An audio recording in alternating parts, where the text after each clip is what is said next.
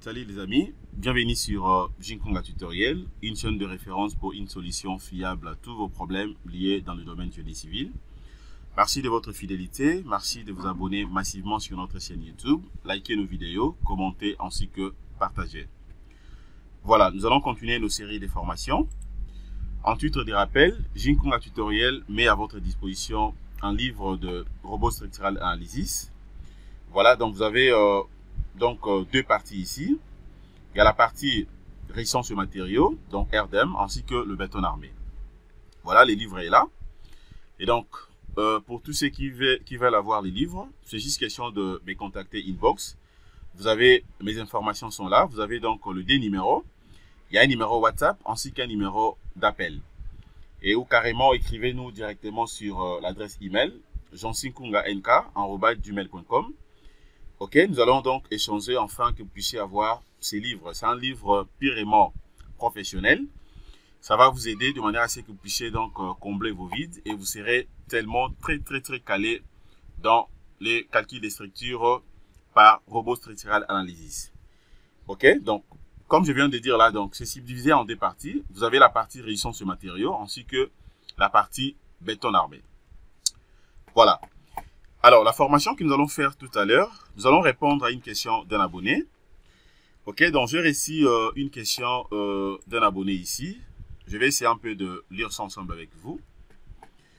Voilà. L'abonné est là.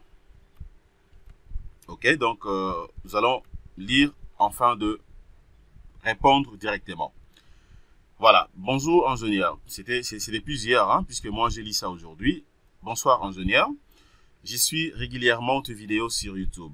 J'ai besoin que tu m'aides à trouver une solution pour le paramétrage de ma poutre élastique d'un robot. Voilà, c'est-à-dire que poutre élastique, vous comprenez directement qu'il s'agit donc d'une Longren. Voilà, donc la suite, nous allons essayer un peu de voir la suite. Voilà, la suite est là. Ok, je peux d'abord rentrer là, là où on était au début. Voilà, donc c'est ça en fait sa préoccupation. La capture de sa poutre élastique est là. Et puis en bas ici, je vois déjà il y a des erreurs. Hein, il y a des erreurs ici. Bon, je vais essayer un peu de zoomer pour voir ça bien. Voilà, là ce sera un peu compliqué de bien lire. Je vais prendre deuxième page. Ok, voilà les erreurs. Je reste à ton entière disposition. Je vais lire un peu les tout. Voilà, ça c'est ma réponse, hein, puisque je réponds directement. Hein, moi, je réponds moi-même. Donc, bonjour, chers confrères. Ok, bien noté. Ok. Est-ce que vous avez appliqué les coefficients d'élasticité du sol? Voilà, il m'a donné comme réponse pour me dire que robot donne comme coefficient 1. C'est ce qu'il m'a donné. Donc, robot donne comme coefficient 1. Alors, je n'avais pas bien compris sa préoccupation. Et à ce sujet, quand il dit que robot donne comme coefficient 1. Et après, j'ai reposé encore la question. Ok, c'était quelque part. Attendez, je vais lire ça très bien. Bonjour confrère. Non, voilà. Je dis non, c'est mal calculé. Réponds d'abord cette partie, puis tiens-moi au courant pour la suite. Merci. Rappelle-moi le prénom et pays. Voilà, ça c'était juste pour essayer un peu de bien comprendre la situation de mon abonné. Voilà. Donc, nous allons répondre à cette question. Donc, notre formation, donc, c'est justement pour vous montrer comment peut-on corriger les erreurs au niveau donc des poutres élastiques.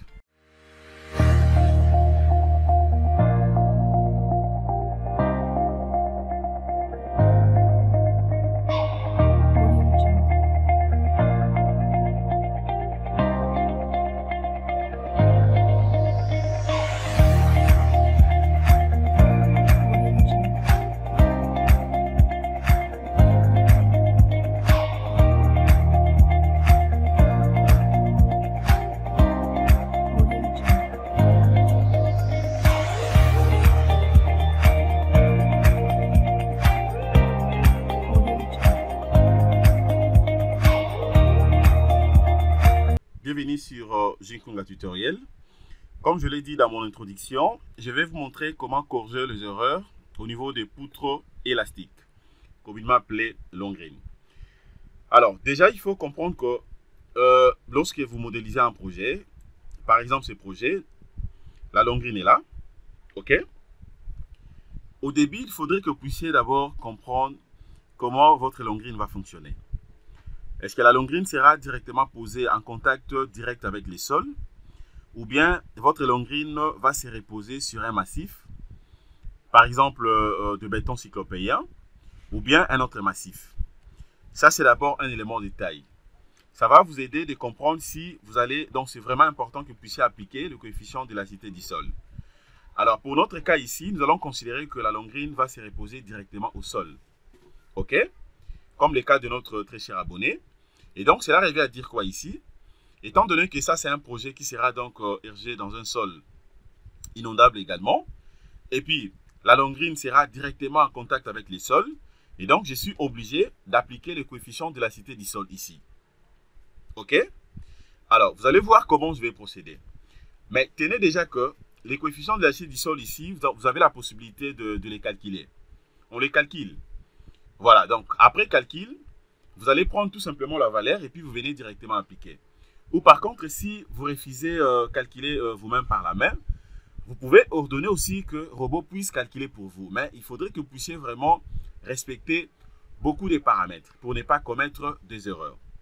Mais pour notre cas ici, je vais prendre tout simplement pour éviter de manière à ce que la vidéo soit longue, je vais utiliser, et donc les coefficients d'élasticité du sol, je vais prendre une coefficient de 12 000 newtons par mètre cube. Bon, c'est que moi je vais appliquer ici. OK? Mais par contre, si vous voulez connaître ou savoir comment calculer les coefficients d'élasticité du sol, allez-y sur notre chaîne YouTube, Zinkunga Tutoriel. Vérifiez, tapez seulement comment calculer les coefficients d'élasticité du sol. Vous allez voir qu'il y a plein de vidéos que je fais pour montrer comment calculer les coefficients pour les cas d'un radier général. Et aussi pour les cas de, je crois, pour les cas de la longrine, des redressements ou carrément la longrine tout simplement, poutre sol élastique. Donc vous allez comprendre comment ça fonctionne. Alors, regardez ce qu'il fallait faire. À ce niveau ici, je vais d'abord commencer par sélectionner toutes mes longrines. Je vais utiliser la sélection spéciale. Je viens là, je prends structure. Ou bien je vais prendre directement, je prends ça à partir d'ici. Attendez, je peux prendre ça à partir même d'édition. Je prends édition. Là, je prends sélection spéciale. Et puis par couleur. Je clique une seule fois. Voilà. Et après, maintenant, ce que je fais, c'est quoi? Je viens cliquer sur attribut. Je cherche ma longrine. Sa section est de 20 x 40. Voilà, j'ai sélectionné donc mes longrines. Je ferme. Je l'isole d'abord. Je vais mettre ça à côté. Je l'isole. C'est ça en fait la longrine que moi j'ai sélectionnée. Maintenant, comment je vais procéder pour appliquer les coefficients d'élasticité du sol? Ça, c'est avant le dimensionnement. C'est après avoir chargé la structure. Et puis, je viens maintenant appliquer ces coefficients. Maintenant, ce que je vais faire, c'est quoi? Je viens là, je prends structure, caractéristiques additionnelles, je descends, je prends sol élastique pour les barres. Je clique une seule fois. OK? Maintenant, là, je peux créer maintenant le sol élastique. Je vais cliquer sur nouveau sol élastique. Je mets d'abord les noms. Je peux écrire tout simplement, je mets par exemple coefficient. Voilà, coefficient d'élasticité du sol pour longrine. Pour différencier ça avec c'est de la semelle filante. Pour longrine en béton armé, longrine BA. Je mets pour longrine BA. Et puis c'est bon. Deuxièmement, maintenant, ce que je vais faire, c'est quoi?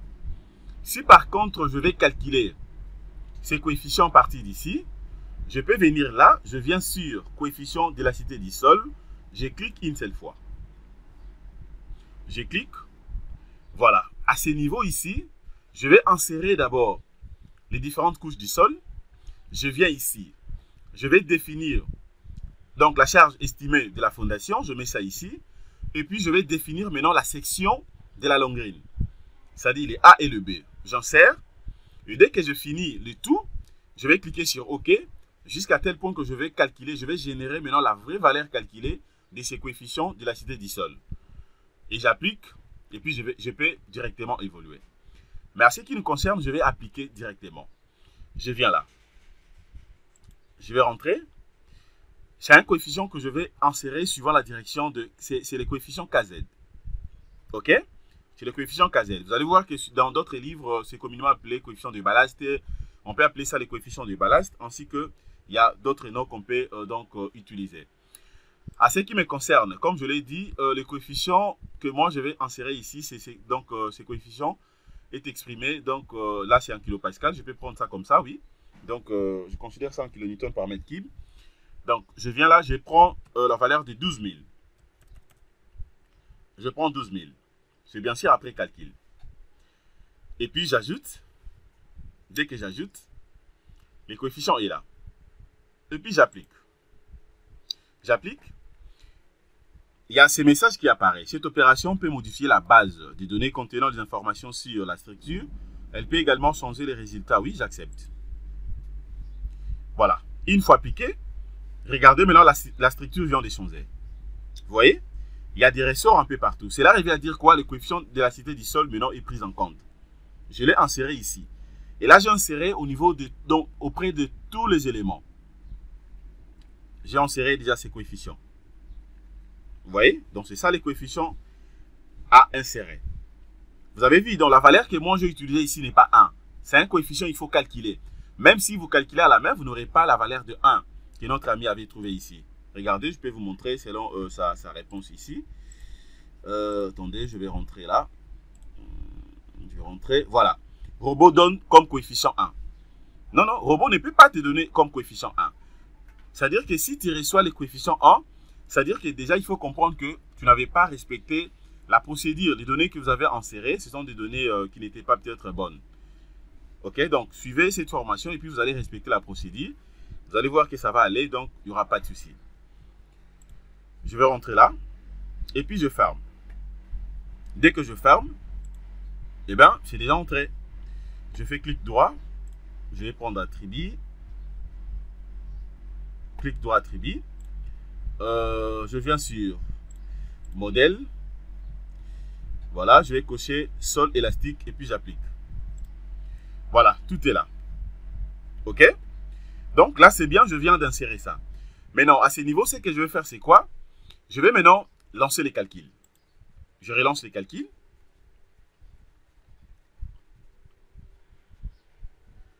Je vais patienter pour voir ce que le logiciel va me donner cette fois-ci.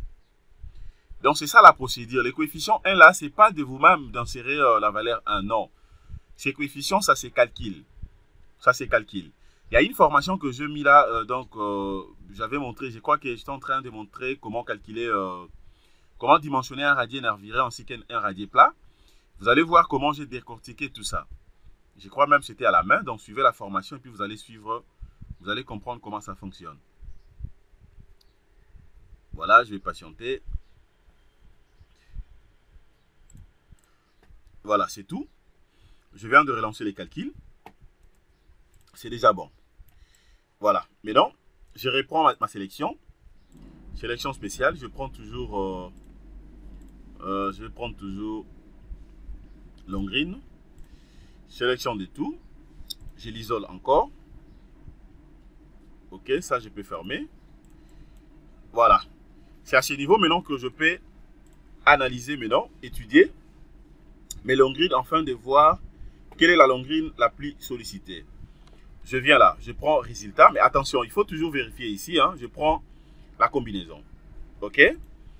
La combinaison, en ELI bien sûr, je prends résultat, diagramme bar. Je vais vérifier les moments. Ok? Déjà, j'ai une référence. Vous voyez, donc je viens déjà de voir que le fil est là. C'est ce fil qui est beaucoup plus sollicité. Alors, à ce niveau, maintenant, ce que je vais faire, c'est quoi? Je peux même cacher tout ça. Étant donné que le fil est connu, je viens sélectionner tout simplement ce fil.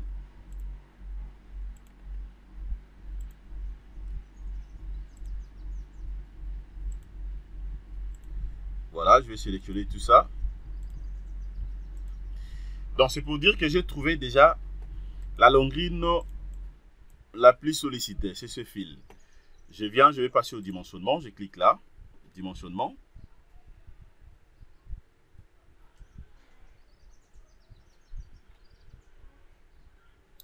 Voilà, chez Arnelli. OK. OK, c'est bon. Sa section est là. Je n'ai pas de problème concernant avec la section. OK. Voilà, c'est une poutre renversée. C'est exactement la même configuration que notre ami avait trouvé ici. Je vais chercher encore sa configuration. Voilà, c'est ça sa configuration. Vous voyez? Donc c'est une poutre renversée. C'est exactement ça. Je vais rentrer. Maintenant ici, ce que je fais, c'est quoi? Le travet, je peux laisser les appuis tels que représentés ici. Je viens là, je prends paramètres de l'étage. Fissuration peu préjudiciable. Ici, je laisse comme ça par défaut. De l'autre côté, béton, je vais travailler avec béton 25, c'est bien. Diamètre qui prédomine, je prends 14. Voilà, haute adhérence. Je prends 12, 14, voilà. J'enlève que 6, 8 et 10. Bon, je peux laisser aussi 10, hein. J'enlève que 6 et 8. Là, je prends haute adhérence 400. Je prends 6 et 8. Là, je fais la même chose. 6, 8, j'enlève. OK. Disposition de ferraillage. Ça sera par fil. Oui. Présence de barre élevage. Bon, je peux laisser d'abord comme ça. Je peux insérer ça après. S'il y a nécessité. Là, je prends 3 lits. 3 également. Ici, au niveau de cet appui, sa base est de 20. Je clique sur OK. Ça, je refuse. Je prends ça et ça. Voilà, c'est bon. Déjà, secondaire ici, prise en compte. Il fera les choix automatiquement. Épinglé contre le pouce au vide. Je peux accepter. Voilà, les crochets ici, je vais insérer sa longueur développée. Je prends 10. Non, je prends crochet, je prends 5. 5 cm. OK. Voilà, la réservation, je n'en ai pas besoin. Je viens maintenant au niveau de sol. Au niveau des sols, je vais définir les différents couches du sol ici. Je viens là, je prends, premièrement, il y a présence du sable. Hein. Je viens là, j'ai 3 différents types de couches. Sable grave moyen. Non, je viens là, sable grave lâche. Deuxièmement, il y a sable grave moyen. Troisièmement, j'ai sable grave compact. Sable grave compact. Voilà, sa profondeur ici, c'est déjà à 1,50 m.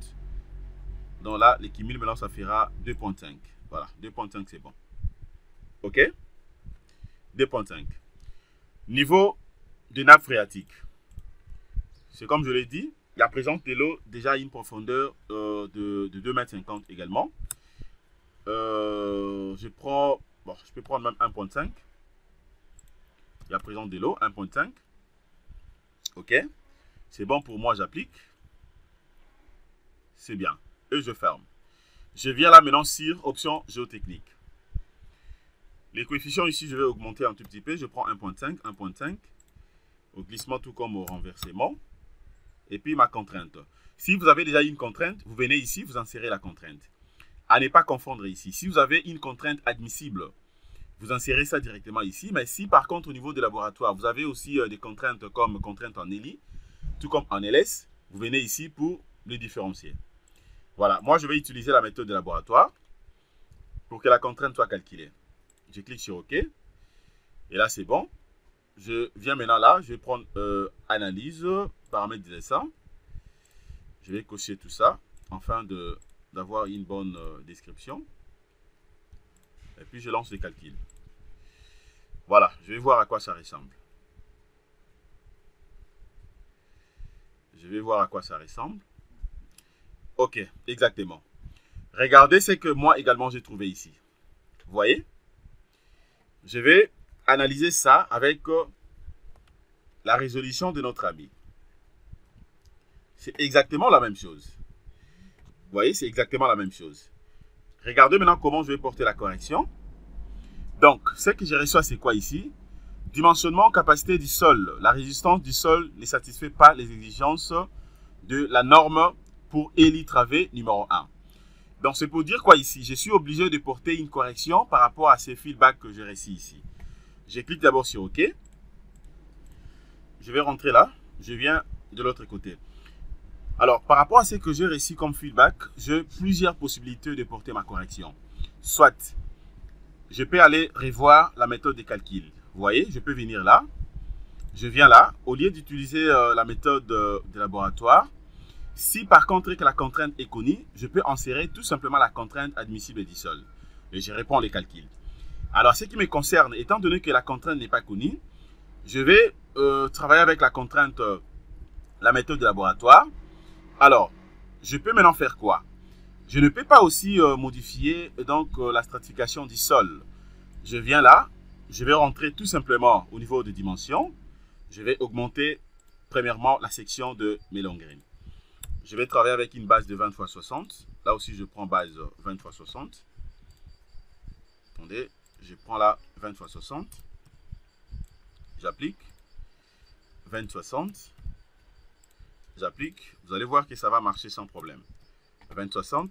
J'applique. Là aussi 20 x 60. J'applique. Sélection de tout. OK. Je viens là.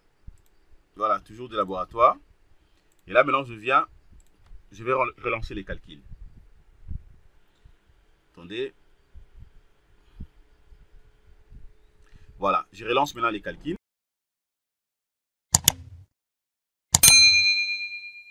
Vous voyez maintenant? Maintenant, c'est bon.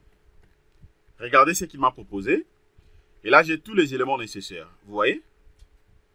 Donc là, maintenant, ça dépend de moi. Je peux ajuster les armatures comme je vais. Si je vais peut-être diminuer l'espacement de mes cadres et tout ce qui va avec, je peux le faire ici. Ici, il me propose un espacement de 25 cm. Donc, c'est comme ça qu'il faudrait que vous puissiez corriger ces erreurs. Hein. Donc, c'est vraiment simple à faire. Voilà, j'espère que vous avez suivi comment est-ce que je portais ma correction. Merci de votre disponibilité. Abonnez-vous massivement sur notre chaîne YouTube. N'oubliez pas qu'il y a un livre que je mets à votre disposition. Contactez-moi inbox pour avoir plus de précisions. Passez une excellente journée. Au revoir.